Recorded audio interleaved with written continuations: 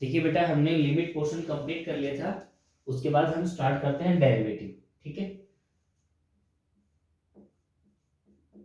Derivative क्या होता है बेटा? Derivative rate of change of one quantity, rate of change of one quantity with respect to other, with respect to other quantity। बेटा, किसी एक quantity का किसी दूसरी क्वांटिटी के रिस्पेक्ट में जो चेंज होता है उसको हम क्या बोलते हैं? डेरिवेटिव बोलते हैं।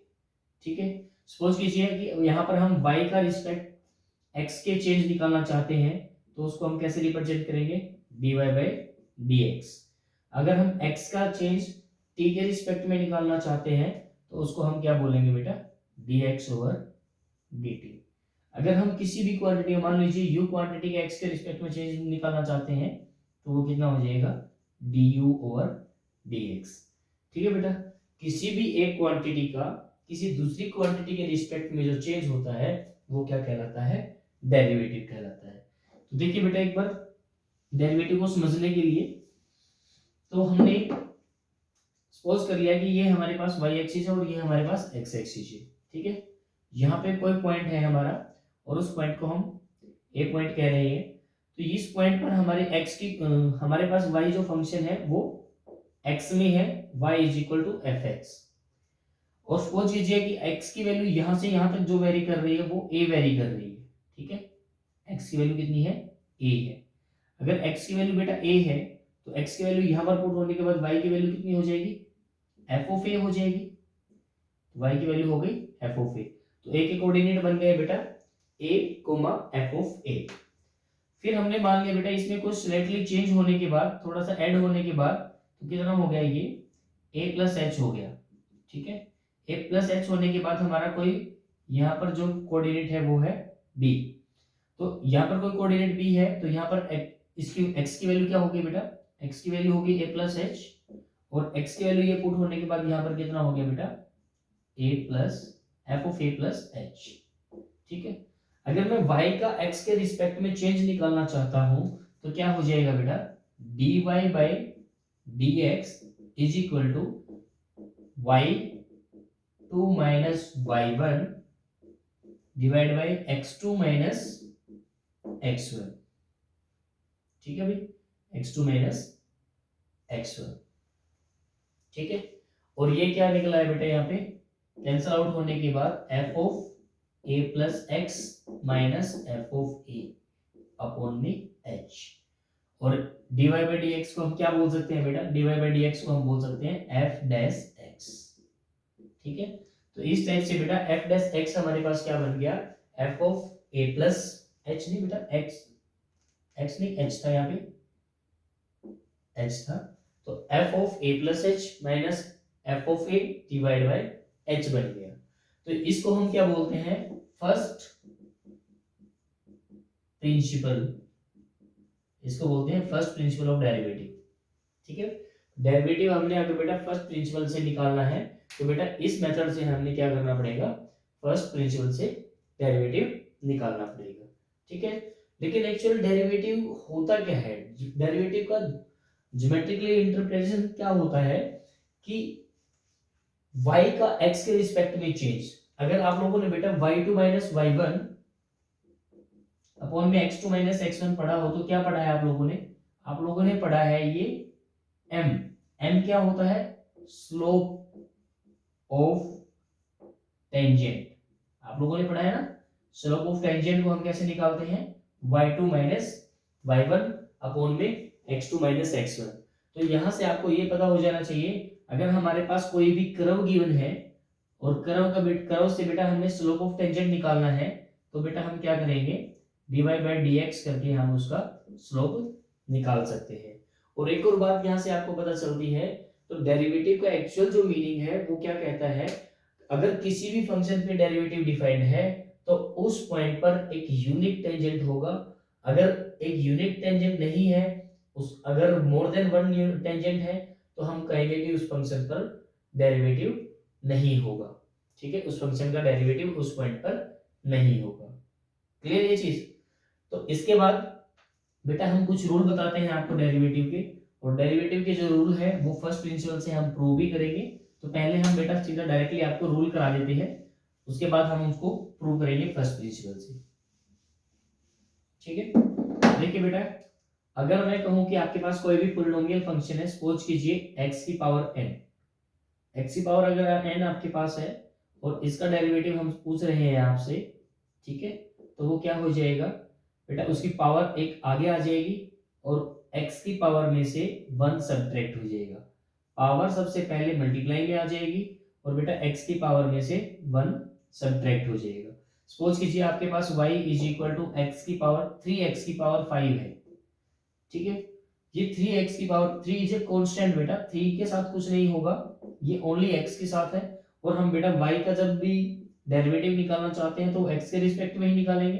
तो 3 हमारे पास कांस्टेंट है, x की पावर 5 का कितना हो जाएगा, x की पावर 5 का हो जाएगा 5 आगे x की पावर 5 माइनस 1 4 हो जाएगा। तो y डेरिवेटिव कितना आ जाएगा बेटा, 3 5 15 x की पावर 4। ठीक है, अगर सपोज कीजिए आपके पास फंक्शन दे रखा है 3x की पावर प्लस 5 की पावर 3, अगर ये आपको दे रखा है और बेटा dy बाई डी एक्स आपसे पूछा जा रहा है, तो आपका क्या होगा, पावर आगे आ जाएगी और बेटा 3x प्लस 5 की पावर कितना हो जाएगा, 2 हो जाएगा। उसके बाद बेटा हमें अंदर फंक्शन का भी डेरिवेटिव करना है, लेकिन कहोगे सर आपने यहाँ तो नहीं बताया कि अंदर x का भी डेरिवेटिव करना है। यहाँ पर भी बेटा x का डेरिवेटिव करना था, लेकिन x का डेरिवेटिव x के रिस्पेक्ट में करेंगे तो क्या आ जाएगा, 1 आ जाएगा। इसीलिए बेटा वो इनबिल्ट अंदर ही अपने आप ही डेरिवेटिव हो जाता है। सबसे पहले हम पावर का डेरिवेटिव करते हैं, फिर बेटा अंदर वाले फंक्शन का डेरिवेटिव करते हैं। तो अंदर है हमारे पास 3x प्लस 5, तो इसका डेरिवेटिव दोबारा से हम करेंगे 3x प्लस 5। अब यहाँ पे देखिए बेटा ये तो हमारे पास आ ही चुका है। इसके बाद 3x का डेरिवेटिव कितना हो जाएगा, इसमें x की पावर कितने है बेटा 1 आगे मल्टीप्लाई हो जाएगा और x की पावर में से 1 सब्ट्रैक्ट हो जाएगा, 1 में से 1 चला जाएगा तो x की पावर 0 और x की पावर 0 को क्या लिखेंगे 1। तो 3 इंटू 1 कितना आ जाएगा बेटा 3, और बेटा 5 है, 5 के साथ x की पावर कितना है, कुछ भी नहीं है, तो वो आगे आके मल्टीप्लाई होगा तो 0। यानी कि कांस्टेंट का कभी भी कोई डेरिवेटिव नहीं होता, कांस्टेंट का डेरिवेटिव हमेशा 0 होता है। तो 3x का डेरिवेटिव हो जाएगा बेटा 3 और 5x का हो जाएगा 0। 3 प्लस 0 कितना हो जाएगा 3, तो 3 की यहाँ आगे आगे मल्टीप्लाई हो जाएगी, 3 3 जा 9, 3x प्लस 5 की पावर 2। तो इस टाइप से बेटा आपको समझ में आ गया होगा कि कोई भी पॉलिनोमियल फंक्शन है उसकी जितनी मर्जी डिग्री है तो उसका डेरिवेटिव आप इस टाइप से निकालोगे। ठीक है, उसके बाद ये तो होगा बेटा पॉलिनोमियल फंक्शन। ठीक है, polynomial means algebraic function. Algebraic के बाद देखिए ट्रिग्नोमेट्री फंक्शन। ठीक है, ट्रिग्नोमेट्री, ट्रिग्नोमेट्री का डेरिवेटिव देखिए बेटा sin x है आपके पास, sin x का डेरिवेटिव कितना हो जाएगा, sin x का डेरिवेटिव कितना हो जाएगा बेटा, डेरिवेटिव के लिए हम डैश लगा लेते हैं, sin x का डेरिवेटिव हो जाएगा cos x। ठीक है, cos x का डेरिवेटिव कितना हो जाएगा, cos x का डेरिवेटिव हो जाएगा sin x, और बेटा tan x का कितना हो जाएगा, tan x का हो जाएगा secant square x, और बेटा cot x का कितना हो जाएगा, cot x का हो जाएगा माइनस, सॉरी बेटा इसे cos x का भी माइनस sin x होना था, माइनस कोसिकेंट स्क्वायर x, और बेटा कोट के बाद क्या बच गया, secant बच गया। secant x का derivative secant x into tangent x, और बेटा secant के बाद हमारा क्या बच गया, कोसिकेंट x। कोसिकेंट x का डेरिवेटिव कितना हो जाएगा, minus cosecant x into coat x। इस टाइप से बेटा हमारे पास ये 6 ट्रिग्नोमेट्रिक फंक्शन होते हैं, और 6 ट्रिग्नोमेट्रिक फंक्शन का डेरिवेटिव इस टाइप से होगा। sin x का डेरिवेटिव कितना होगा, cos x, cos x का डेरिवेटिव कितना होगा minus sin x, tan x का डेरिवेटिव कितना होगा secant square x, cot x का डेरिवेटिव कितना होगा माइनस कोसिकेंट स्क्वायर x, और secant x का डेरिवेटिव कितना होगा secant x into tangent x, और बेटा कोसिकेंट x का डेरिवेटिव कितना होगा minus cosecant x into coat x। बेटा ये सारे के सारे डेरिवेटिव हम फर्स्ट प्रिंसिपल से प्रूव भी कर सकते हैं। लेकिन सभी के प्रूफ तो नहीं कराएंगे, हम आपको बेटा एक का प्रूफ करा देंगे, अकॉर्डिंग टू दैट बेटा सभी के प्रूफ उसी टाइप से होंगे। ठीक है, इससे पहले हमने किया था अलजेब्रा का डेरिवेटिव, अलजेब्रिक फंक्शन का डेरिवेटिव, उसके बाद बेटा हमने कर लिया ट्रिग्नोमेट्री का डेरिवेटिव। अब ट्रिग्नोमेट्री के बाद लोगैरिथम फंक्शन का डेरिवेटिव कर लेते हैं। ठीक है, ये नोट कर लेना बेटा, अदरवाइज बुक में भी है ये सभी के सभी फॉर्मूले, आप इनको रिमाइंड रखना, याद रखना इन सभी को। उसके बाद लोगैरिथम फंक्शन का, लॉग फंक्शन में बेटा एक ही फंक्शन होता है हमारे पास log x, log x का डेरिवेटिव कितना हो जाएगा 1/x, log x का डेरिवेटिव कितना हो जाएगा 1/x। एक्सपोनेंशियल फंक्शन बेटा, एक्सपोनेंशियल फंक्शन का कितना क्या हो जाएगा बेटा, ये मैं बेस फंक्शन का करवा रहा हूँ बेटा, बेस फंक्शन के साथ अगर हमारा कुछ और आता है तो जैसे जैसे क्वेश्चन आएंगे वैसे वैसे हम आपको सभी डेरिवेटिव करवा देंगे। e की पावर x का अगर कोई डेरिवेटिव पूछता है तो बेटा उसका एज इट इज हमारे पास रहता है e की पावर x। ठीक है, हमने लोगैरिथम फंक्शन कर लिया, एक्सपोनेंट फंक्शन कर लिया, ट्रिग्नोमेट्री फंक्शन कर लिया बेटा, अलजेब्रिक कर लिया। इनवर्स का अभी आपके पास नहीं आएगा, इनवर्स का डेरिवेटिव बेटा आपको 12th क्लास में सीखना है, वहां पर अच्छे से आप, क्योंकि जब तक आपको इनवर्स फंक्शन के बारे में ही नहीं पता है तो उसके डेरिवेटिव की क्या बात करेंगे हम। सबसे पहले हम इनवर्स सीखेंगे, इनवर्स के बाद फिर उसका जो भी फंक्शन होगा सभी के फंक्शन के बारे में जानकारी होने के बाद फिर डेरिवेटिव वगैरह जो भी उसके साथ ऑपरेशन होने हैं वो सब हम सीख लेंगे। ठीक है, तो डेरिवेटिव के जो बेसिक फॉर्मूले थे हमारे ये अभी आपको आज हमने समझा दिए हैं, इस सभी को समझ में आ भी गए होंगे। ये बेटा बस इनको याद रखना है, सोल्व अगर ये होंगे तो वो फर्स्ट प्रिंसिपल से होंगे। तो सपोज अभी हम आपको कुछ करके दिखाते हैं, जैसे x की पावर n का ही करके दिखाते हैं। सबसे पहले आपके पास x की पावर n है, ठीक है, y इज इक्वल टू आपके पास x की पावर n है, और आपने क्या निकाला था बेटा dy/dx अगर हम करें तो क्या आंसर आएगा इसका n x की पावर n माइनस 1, ये आंसर आएगा। तो देखिए x की पावर n को आप कैसे सोल्व करते हो वैसे डेरिवेटिव कैसे निकालते हैं हम, मान लीजिए आपके पास ये एफ एक्स इजिकल टू ये है, तो वाई डैश कितना हो जाएगा आपके पास, वाई डैश हो जाएगा F of A plus A minus F of A divide by H. ठीक है, सपोज कर लेते हैं हम, हमारे पास ये वाई नहीं एफ ऑफ एक्स है। ठीक है, ये एफ ऑफ एक्स है तो ये आपके पास कितना हो जाएगा एफ डैश एक्स हो जाएगा, क्या हो जाएगा एफ डैश एक्स। तो F of A plus H, ठीक है, हम क्या कर लेते हैं इसको a प्लस एच पुट कर लेते हैं, x को क्या कर लेते हैं F of A plus H की वैल्यू निकाल लेते हैं। a प्लस एच की वैल्यू कितनी हो जाएगी, x की प्लेस पर हम a प्लस एच की पावर n पुट कर देंगे। ठीक है, और एफ ऑफ ए कितना हो जाएगा आपके पास, एफ ऑफ ए हो जाएगा आपके पास a की पावर n, और h आपके पास है ही ऑलरेडी। तो इस फंक्शन में ये दोनों वैल्यू पुट कर दें तो आपके पास क्या हो जाएगा a प्लस एच की पावर n माइनस क्या हो जाएगा एफ ऑफ ए। बेटा ये कब पुट करना है हमें, तब पुट करना है जब x टेंड्स टू हमारे पास क्या हो a हो, लेकिन हमारे पास क्या है x तो x ही है, x को कोई a टेंड्स नहीं कर रहा है, तो हम यहाँ पर इसको रिप्लेस कर देंगे x से, यानी कि आपके पास जनरल फंक्शन क्या रहेगा F of x plus H minus F of x, तो यहाँ पर क्या हो जाएगा ये एक्स प्लस एच, और ये कितना हो जाएगा x की पावर n, ये भी कितना हो जाएगा x प्लस एच, और ये कितना हो जाएगा x। तो ये कितना हो जाएगा बेटा आपके पास x प्लस एच की पावर, और ये कितना हो जाएगा, ये हो जाएगा आपके पास x की पावर n अपॉन में क्या हो जाएगा h। अब देखिए बेटा आपके पास x टेंड्स टू a नहीं था ना, इसीलिए हमने ये नहीं करना है, आप x को x से रिप्लेस करेंगे। तो देखिए यहां पर हम लगाएंगे बाइनोमियल, बाइनोमियल का फॉर्मूला क्या होता है, अगर आपके पास a प्लस बी की पावर n है तो आप इसका क्या फॉर्मूला लगाते हैं n c नॉट a की पावर n b की पावर 0। ठीक है, फिर नेक्स्ट स्टेप में क्या करेंगे nc1 a की पावर n माइनस 1 b की पावर 1, बेटा b की पावर बढ़ती चली जाएगी एंड सो ऑन, लास्ट में आपका क्या होगा ncn a की पावर 0 और b की पावर n हो जाएगा।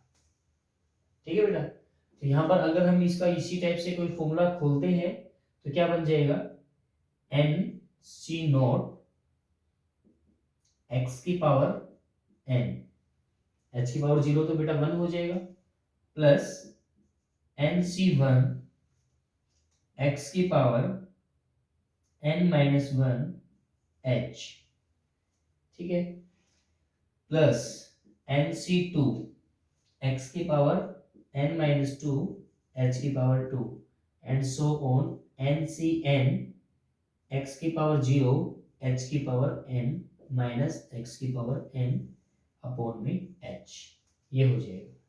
अगर बेटा आप NC0 को सोल्व करते हो, कॉम्बिनेशन में आपने पढ़ा है, और इसको सोल्व करेंगे तो बेटा 1 आ जाएगा, ये हो जाएगा x की पावर n, ठीक है, और इसको सोल्व करेंगे तो NC1 को ये कितना आ जाएगा n x की power n minus one into H, और बेटा नेक्स्ट हम सोल्व करेंगे तो नेक्स्ट NC2 को सोल्व करेंगे तो क्या आ जाएगा n फैक्टोरियल, और बेटा 2 फैक्टोरियल और n माइनस 2 फैक्टोरियल, तो इसको सोल्व करेंगे तो n minus one into n minus two का फैक्टोरियल, तो एन माइनस टू के फैक्टोरियल से ये कैंसिल हो जाएगा, तो आपके पास क्या बच जाएगा, n into n minus one by two x की power n minus two h square and some other term. बेटा यहाँ तक हमारी क्या बचेगी, ऐसे ही कोई ना कोई अदर टर्म बचेगी, एन सी एन कितना हो जाएगा, एन एच की पावर एन माइनस एक्स की पावर एन अपॉन में एच, एक्स की पावर एन पॉजिटिव एक्स की पावर एन नेगेटिव कैंसिल हो जाएगा,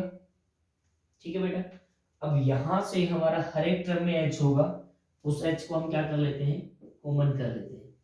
जैसे ही हमने कॉमन किया तो आपके पास यहाँ पे क्या बच गया, एन एक्स की पावर एन माइनस वन, और बेटा यहाँ पे कितना बच गया आपके पास, यहाँ पे आपके पास बच गया n into n minus one by two x की power n minus two into h, and सब में हमारे पास सम अदर टर्म्स एच बचता ही रहेगा, और डिवाइड में क्या था हमारे पास एच, एच से एच कैंसिल हो गया, एच से एच कैंसिल होने के बाद बेटा आपका क्या आंसर आ गया, यहाँ पे सभी में हमारे पास एच क्या है, स्मॉल क्वांटिटी चल रही है, और एच क्या है हमारे पास टेंड्स टू जीरो, बिल्कुल इतना स्मॉल क्वांटिटी हमने एच लिया था कि बिल्कुल पास में ही, और पास में होने के कारण एच की वैल्यू नेग्लिजिबल है, और नेग्लिजिबल को हम क्या लेते हैं, एच टेंड्स टू जीरो, और एच की वैल्यू को जैसे ही हम जीरो पुट करेंगे तो ये सारे टर्म बेटा हमारे पास जीरो हो जाएंगी, और बेटा हमारे पास आंसर क्या बच जाएगा, ओनली एन एक्स की पावर एन माइनस वन, और हमने बेटा इसका डेरिवेटिव क्या बताया था, यही बताया था ना, तो ये तो बेटा डायरेक्ट मेथड है, और ये आपके पास फर्स्ट प्रिंसिपल मेथड है, तो इस टाइप से हमने फर्स्ट प्रिंसिपल मेथड एक्स की पावर एन का आपको सॉल्व करवा दिया है, ठीक है। तो आई होप कि सभी सभी जो आज हमने किया है ये सभी समझ में आया होगा आपको, ठीक है बेटा, इसको अच्छे से रिवाइज कर लेना, और फिर हम कल इसके बेस पर एक्सरसाइज को सोल्व करते हैं, ठीक है।